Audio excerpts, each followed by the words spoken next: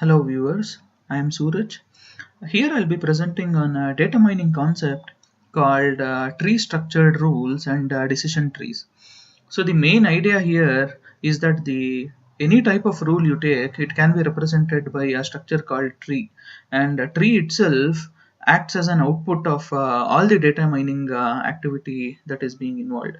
So this presentation will be more towards the data mining concept of how we use a tree structure for the mining of data, and also the use of what is called as a decision tree, and what is the purpose of a decision tree is all the discussion that I'll be going through.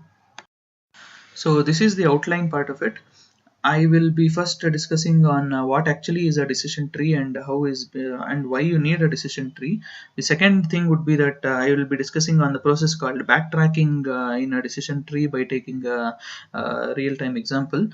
The third thing would be that I'll be discussing an algorithm to construct a decision tree and what and how is it being implemented.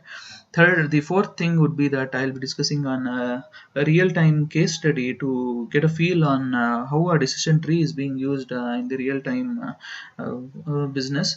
So, and then I'll be concluding my discussion. So this is the outline of my presentation. So to move on, tree structured rules are very popular, and the reason for this is they are very easy to interpret and understand. So this ease of understanding is very important, especially in the concept of data mining activity, because it needs to be very understandable by a common man also. It's like even a non-specialist should be able to understand just by looking at the model on what actually is the modeling going on. So there exists an efficient algorithm to construct this tree structured rules that I spoke about, and this is called as a decision tree. You can see here I have depicted a decision tree on how it looks and how it has a tree structure. So basically, a decision tree is a graphical representation of collection of classification rules. Here I mean to say that any rule you take for a classification in data mining can be represented graphically by using a decision tree. So given a data record, the tree directs the record from the root to the leaf. So I will just move on to the next slide to explain more on how a decision tree is built and what is a decision tree. So here, as per the slide, you can see that there are three main characteristics for a decision tree. The first thing is that it is a rooted tree in which each internal node corresponds to a decision. So it's very important here to note that the whatever problem that you are working on and you want to attain a decision for it, you keep on having a construction of an internal node by keeping one node as a root. So with a subtree at each nodes for each possible outcomes of the decision. The second point is that the decision trees can be used to model problems in which series of decisions leads to a solution. It's like an incremental process. So to get to the point of solution, you need to traverse the entire tree to get the proper outcome. And the third thing is that the possible solutions of the problems corresponds to paths from the root to the leaves of the decision tree. So it means to say that when you traverse the tree from root to leaf, you will be arriving at a particular decision for a particular problem. So it looks very simple and very understandable process, right? So this is why the decision tree is being extensively used. Let me go on. Let me move ahead. Here I have taken an example of an n queen problem to get a feel of how important a decision tree is. So let us look at the problem definition. It says that how can we place n queens on a n cross n chessboard so that no two queens can capture each other. Here I am depicting a chessboard that you can see, and a queen can move any number of squares horizontally like this, or vertically like this, or diagonally like this. So here the possible target squares of the queen q are marked with x, so that it shows the path that q can that a queen can move in this particular chessboard. And the fundamental thing is that no two queens can capture each other. So the n queen problem is more generic. I will be discussing on what is called as a 4 queen problem to be more specific. So here, how many possible configurations of 4 cross 4 chessboard containing 4 queens are there? So this is the problem statement that is being given. We have to find out how many possible configurations of a 4 cross 4 chessboards will have 4 queens in it. So the answer is straightforward. It is like based on the mathematical formula.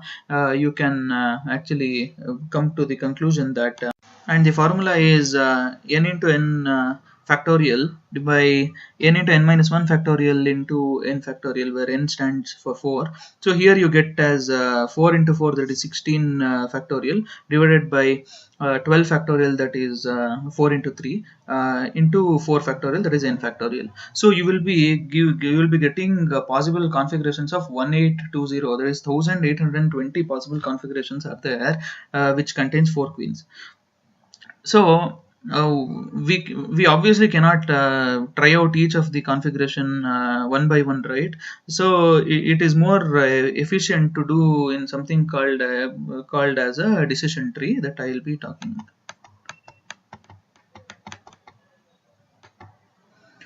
So obviously, in any solution of an n queen problem, there must be exactly one queen in each column of the board. This is the fundamental thing that we know, because if each column will have one queen, it is a must, right? Because two queens in the same columns could capture each other. That is the problem statement that I defined. So therefore, we can describe the solution of this problem as sequence of n decisions. Each time you take a decision, you place a queen in the first column, second column, and go on, as I have stated here. So what you can come up is the concept of a decision tree that I'll be showing now. See, it is the backtracking that I spoke about in the decision tree. So it's the first thing would be an empty board.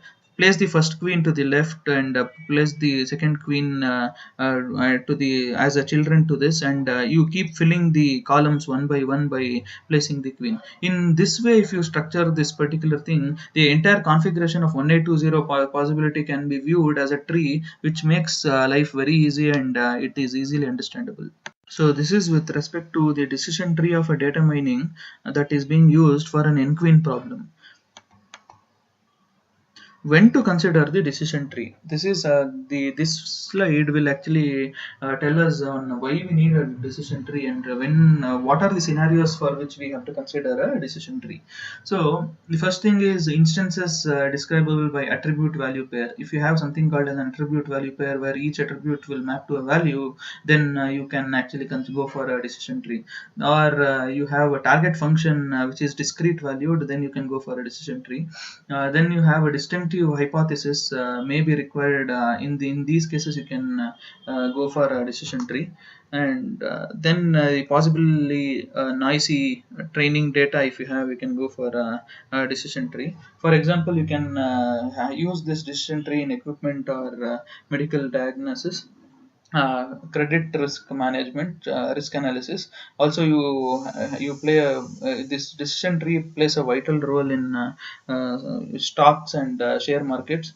And modeling the calendar scheduling preference is also a very important application that the decision tree is being used.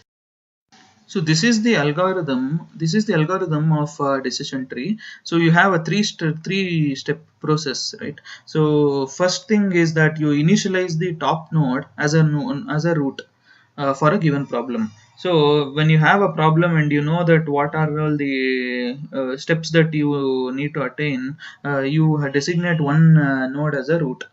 Next thing what you do is, after that that particular route is being designated, and there are other available levels or the nodes. I call it as it is being described as an impure leaf. Okay, so what you have to do is you select the next impure level L, that is in the second step. and find the splitting attribute A with maximal information gain.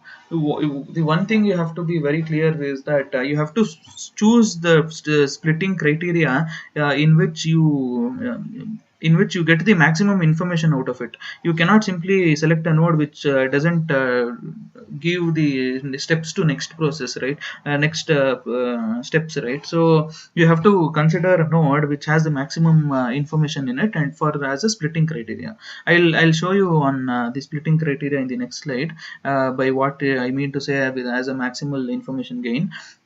The third step is for each value of A, that is the splitting attribute, add the child to the next impure level, that is L. This is the algorithm on how you construct a decision tree and how you get the decision tree. So finding a good split for a tree construction is very important. You have all these raw data with you at first in a tabular form. You need to identify based on what you need to split the data. Suppose you have something called as an outlook which has these many values. You can actually do something like this one that I am showing here. You select outlook as your key for splitting it, and which has only three possible values here. This is sunny, overcast and rainy. Instead of storing in multiple rows, you can reduce the number of bits by representing something like this and take a decision of whether it is a play or don't play. Here the yellow thing is the decision that I'm talking about, and this is the first split criteria, and you have to choose a particular attribute such that it has a maximum information. So outlook has a maximum information in this particular column, so you take that, and the gain that you get is 0.25 bits, because it is represented only by 3 rows and not the whole point of it. Similarly, the other attributes of temperature, humidity, windy, all these are being generated, and this is how you have to go for a split for the tree construction, and thereby you attain a gain of these many bits when you do this process of constructing a decision tree and having a split. So the SQL query would be something like select this particular column, that is the outlook, a comma count of star you can take from this particular table. Group, you can actually group by the outlook as an attribute. So that will be the SQL for it, and you will get the split. So this is the typical example of how a decision tree is being used, and I'm taking a case study of Domino's for explaining purpose. So suppose you want to have a new outlet of Domino's. This is the entry point, okay? So the circle denotes the point where the different outcomes could occur. It can either be that you get a economic growth rise of 0.7, or you can get a economic growth decline of 0.3. So the expected outcome would be 300,000 pounds, and here it would be 500,000 pounds. So the economic growth rise, if you consider here, is 0.7, but here it is 0.3. So based on this decision tree, what you can actually move on to a decision is that the calculation would suggest it is wise to go ahead with the decision. So after getting this particular model, you can actually get an idea of earning this much profit because the probability of 0.7 economic growth rise is there. So you will be in the profitable margin, and you can definitely go ahead with the decision. So this is the beauty of a decision tree on how exactly it is being used for a critical decision, and the managerial decisions can be made by making use of a decision tree. So there may be another possibility, right? This is the second possibility that I'll be talking about. So let us look at what happens if the probability changes to 0.5. Earlier I showed that it has 0.7 and 0.3, right? So suppose if the firm is unsure of the potential growth, potential for a growth, it might estimate something like a 50-50 chance. So in that case, you will get the growth rise as 0.5 and growth decline as 0.5. So see the outcome here. Outcome is $300, 300,000 pounds for this case, and the decline is 500,000 pounds, which obviously will make into a decision of not going ahead, because in this instant the benefit is just $100,000. So what you have to do here is the decision looks less favorable. So it is unfavorable to move ahead with the decision by this particular model, and that is how you have to make an estimate of whether opening a new outlet would gain you more profit or not by using decision.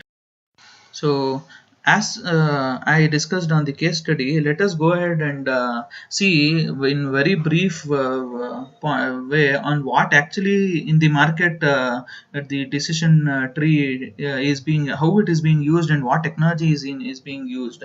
So there is something called as an interactive decision tree.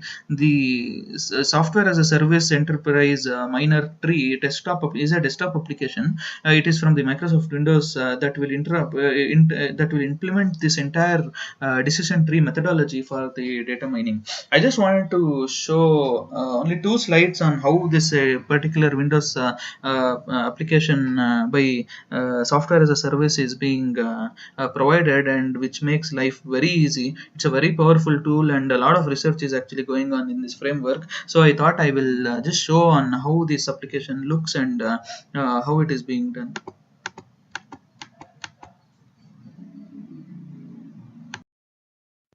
You have the capability of a decision tree here.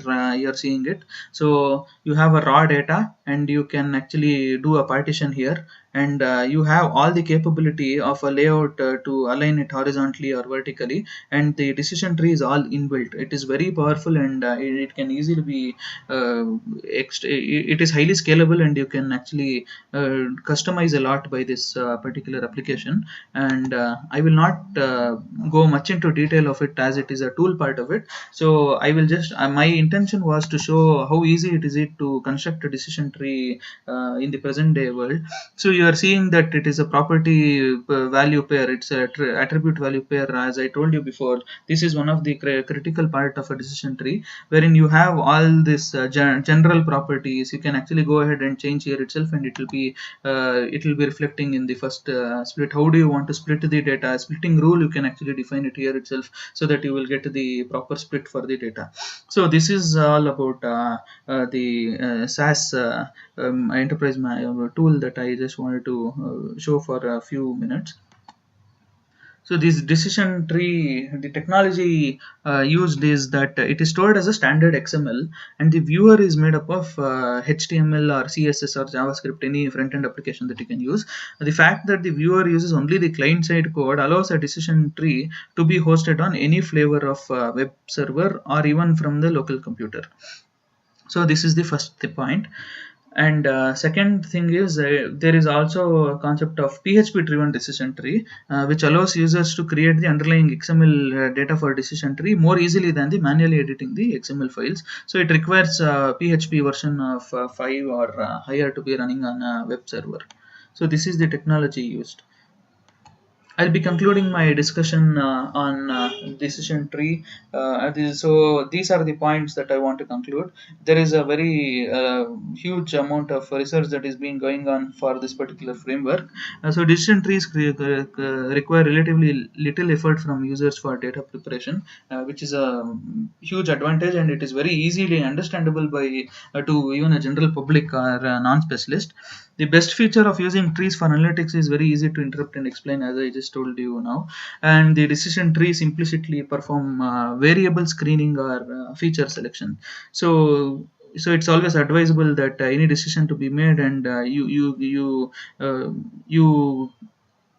basically touch upon a mathematical model for it, and you take the right decision is what the question is being asked. So definitely the decision tree would help a lot. So thank you for watching this video.